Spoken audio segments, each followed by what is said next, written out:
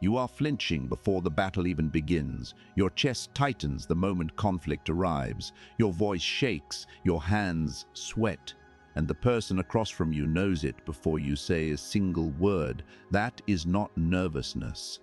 That is surrender. Here is the truth Machiavelli understood 500 years ago that most people still refuse to accept. Emotional reactivity is not a personality trait. It is a strategic liability. Every time you lose composure in confrontation, you are handing your opponent the most powerful weapon they could ever use against you. Think about the last time someone challenged you, a coworker undermining your ideas, someone dismissing you in public, a relationship where you kept shrinking because the alternative felt unbearable. Did you freeze? Did you over-explain? Did you over-explain? Did you apologize when you had done nothing wrong? Did you feel that hot, crawling shame rising through your chest while the other person stayed cold and controlled? That gap between their composure and your chaos is the entire battlefield, and right now you are losing it.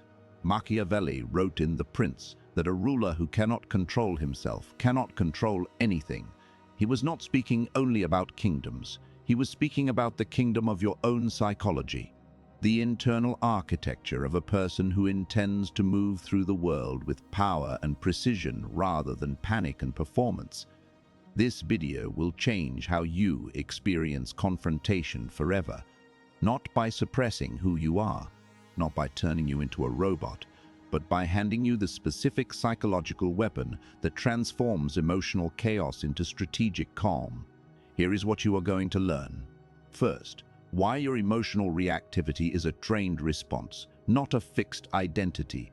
Second, the neuroscience of composure and how to rewire your baseline under pressure. Third, the Machiavellian principle of the mask and how to deploy it strategically. Fourth, the observer technique that creates a wall of psychological glass between you and your triggers. Fifth, how silence functions as the most underestimated weapon in any confrontation.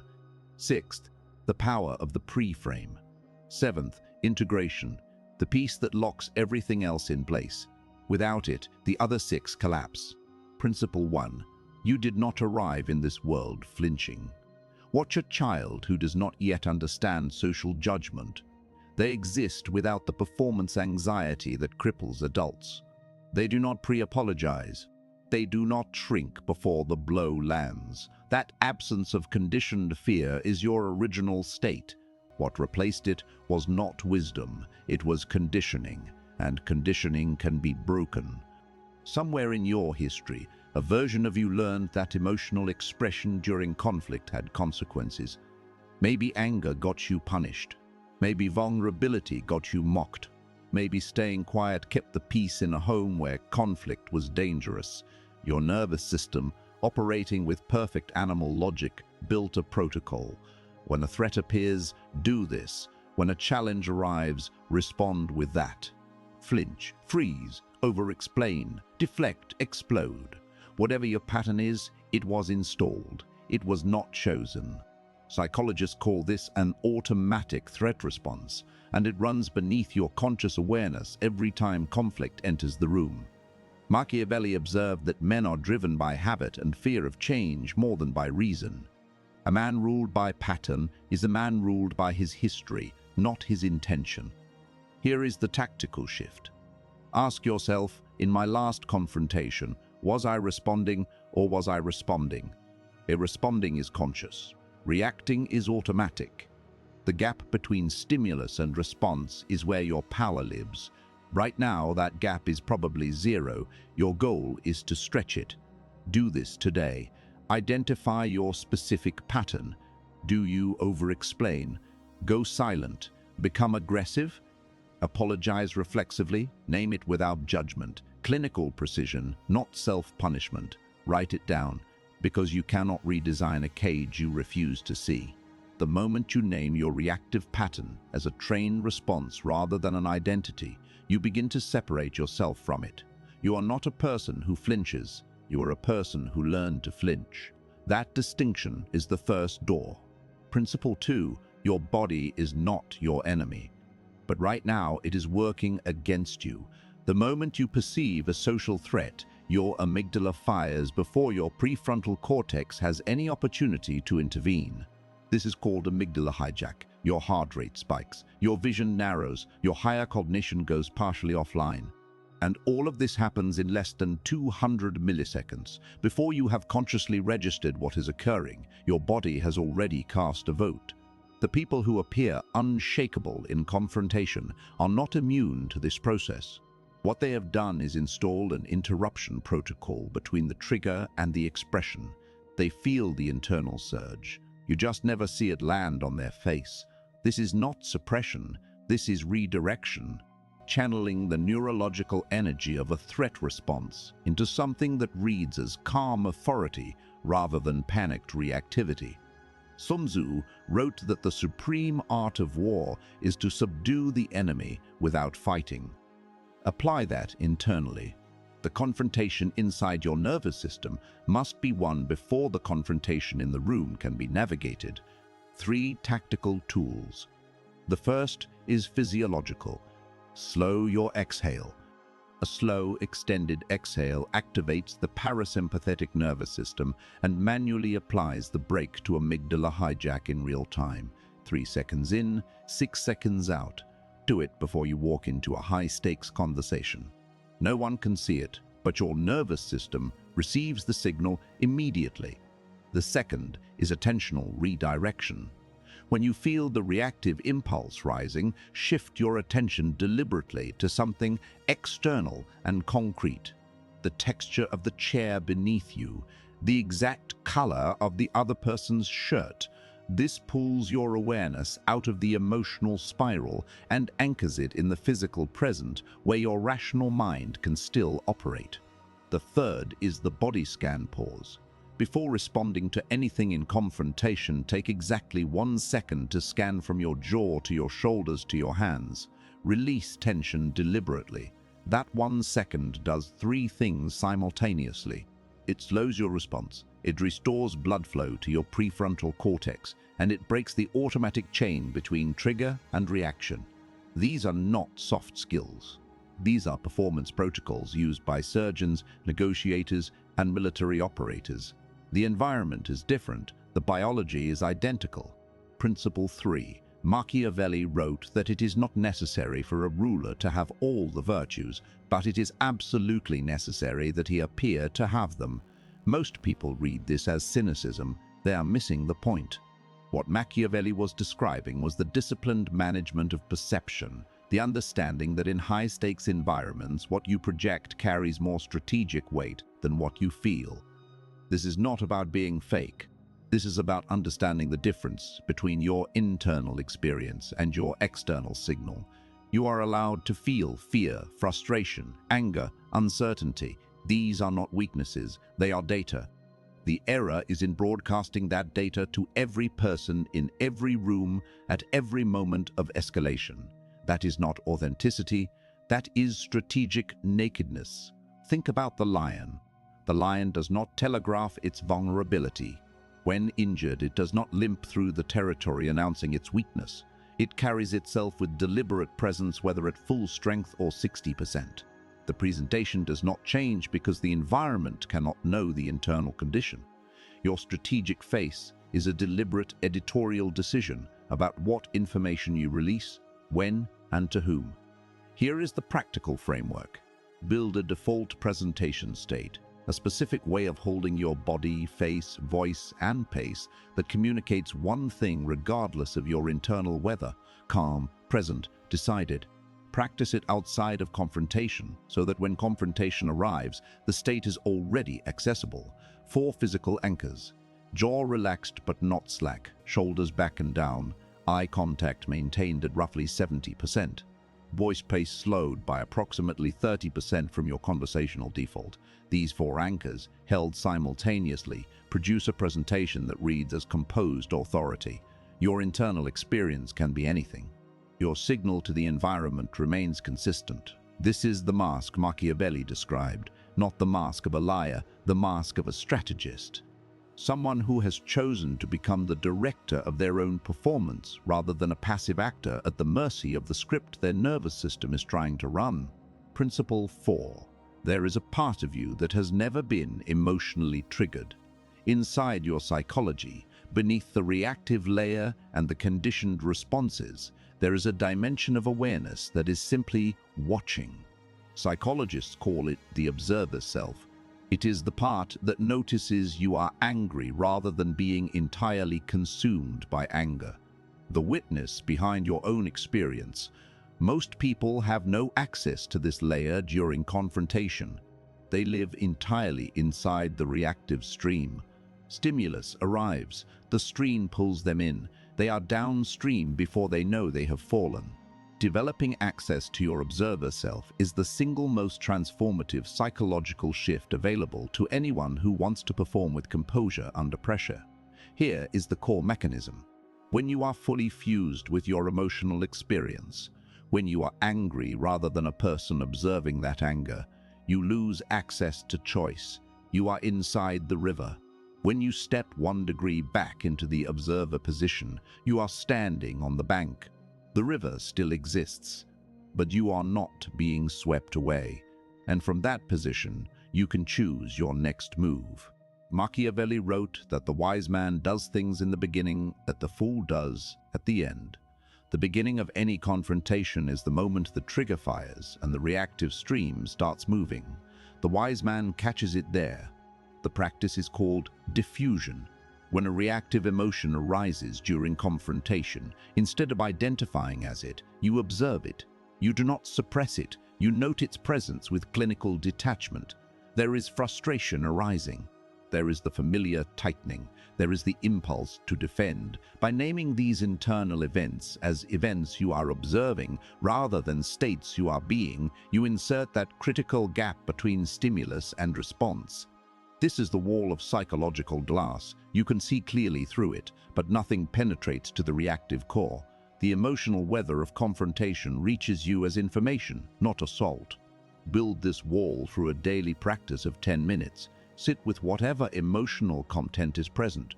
Do not analyze it. Simply observe it with the detached curiosity of a scientist examining a specimen. Over time, the observer self becomes more accessible under pressure. The composure deepens, not because you feel less, but because you have trained your relationship with what you feel. Principle 5.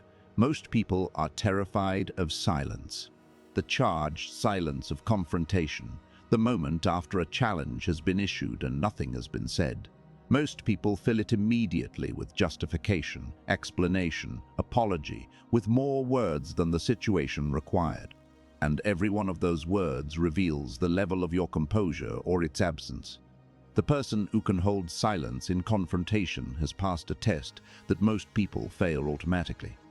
Because silence reads as control, as the quiet decision of someone who is choosing what to say rather than panicking about what must be said. Machiavelli wrote that a prince must be both a lion and a fox. The lion for force, the fox for intelligence. The fox does not charge, the fox watches. The fox waits, and when the fox moves, it moves with precision because it has seen the complete picture before acting. Silence in confrontation accomplishes 4 strategic objectives. 1. It denies the other person the reactive confirmation they may be seeking. A tactic that produces nothing will not be repeated. 2. It forces the other person to fill the space, and in filling it, they frequently reveal information they would have concealed if you had responded immediately. 3. It buys you processing time without the social cost of asking for it explicitly. 4. It signals self-respect that your words are chosen, not automatic. The tactical application is precise. When challenged, insulted, or provoked, do not respond in the first 3 seconds. Let those 3 seconds exist. Hold your physical anchor state. Then, and only then, decide whether to respond and what to say. 3 seconds of deliberate silence changes the room. 1 additional layer. After your 3-second hold, instead of a full explanation or defense, offer only a brief, composed acknowledgement. Interesting, or simply, tell me more. These responses give nothing away. They gather more information, and they communicate that you are not rattled, not rushing, and not performing for anyone in the room. Silence is free. It requires no preparation. It returns strategic value in every confrontation where you deploy it. It is not passive, it is precision, the blade that cuts without drawing. Principle 6. Every confrontation has a psychological terrain. Invisible assumptions about who holds authority, who is being evaluated, and what the purpose of the interaction is. Most people walk in accepting whatever terrain has already been established by the other person or by their own anxiety. They enter the field someone else built, and on someone else's field you are always playing an away game. The pre-frame is the deliberate act of establishing the psychological terrain before the confrontation begins, defining in your own mind and through your behavior what this interaction is about, what the rules of engagement are, and what your position is relative to the challenge. Machiavelli wrote that the one who adapts his policy to the times prospers. If you arrive at a confrontation without a pre-frame, you will inevitably adapt to the frame already present. That frame will almost never serve your position. 3 components of the pre-frame. First, your internal narrative. Before any high-stakes confrontation, establish what this interaction is for you, not what the other person wants it to be. If someone calls you into a difficult conversation, you do not have to accept the premise that you are being corrected unless you have genuinely made an error. You can enter as a person interested in clarity and direct communication. Same room, same words, entirely different psychological terrain. Second, your pre-confrontation physical ritual. 2 minutes of controlled breathing, a deliberate physical posture, a specific mental statement of intent. These are neurological priming. They set your baseline state before the amygdala has any opportunity to set it for you. Third, define your exit criteria before you enter. Know in advance what resolution looks like for you, what you are willing to accept and what you are not. At what point the conversation has reached productive limits. Having these parameters established before the confrontation prevents the reactive decision-making that occurs when you are in the middle of an escalating exchange with no anchor points. A person who enters every confrontation with a pre-frame, a physical ritual, and clear exit criteria is operating at a level of strategic sophistication that most people never reach. They are not reacting to the field. They built the field. Or at minimum, they chose their footing before stepping onto it. Principle 7. All the tools you now possess are only as powerful as your willingness to examine yourself with complete honesty. This final principle does not ask you to manage external confrontation. It asks you to confront the internal architecture that has been running your responses without your permission. Integration means the deliberate process of owning the parts of yourself you have been avoiding, suppressing, or refusing to acknowledge. Jung described this as shadow integration, recognizing the disowned aspects of your psychology and bringing them into conscious awareness rather than leaving them to operate in the dark where they cannot be directed. Here is why this matters for composure. The aspects of yourself that you have not integrated create the most powerful reactive responses. The anger you have not acknowledged erupts at the worst strategic moment. The fear you have not examined paralyzes you when the stakes are highest. The shame you carry is the lever that any confrontation can pull to destabilize your composure in seconds. Every unintegrated shadow aspect is a vulnerability, an unguarded point in your psychological architecture. And confrontation, by its nature, finds unguarded points. Social pressure is like water. It finds every crack. Machiavelli observed that a man used to acting in one way never changes. He becomes rigid, and rigidity in dynamic environments is a liability. The man who has conducted a ruthless audit of his own psychology is adaptable because he has seen all of himself and has chosen how to respond rather than being governed unconsciously. The ruthless self-audit is an ongoing discipline. After every confrontation that did not go the way you intended, apply this protocol. Identify the specific moment your composure broke. Name the emotion that was present. Trace it backward to its origin, not for therapeutic resolution, but for strategic understanding. Ask what internal belief or unresolved pattern was activated. Then ask what a person operating from conscious choice would have done in that moment. Install that response as your new target behavior for the next similar situation. This is not rumination. Rumination is circular self-punishment with no output. This is forensic self-examination with a specific, actionable goal. Over time, this practice produces something that cannot be faked. Genuine composure, not the performance of composure over a reactive interior, but the actual deepening of your baseline equanimity. More can happen around you without pulling you in. You become harder to destabilize because there is simply less unexamined territory for destabilization to find. The hyena targets the animal that breaks from the group. When your internal architecture is integrated, when you have examined your patterns and are choosing your responses, you do not break, you do not flinch before the battle begins. You stand in the confrontation with the calm of someone who has already done the hardest work. And that work was never about the person across from you. It was always about the person you are becoming. You came into this video flinching. Something has shifted. Not because of empty encouragement, because you now possess a map of your own reactive psychology and a specific set of tools for rebuilding it. You understand that your emotional reactivity is training, not identity. You understand the neuroscience of the threat response and how to interrupt it before it controls your expression. You understand the Machiavellian mask as the disciplined management of the signal you send to the world.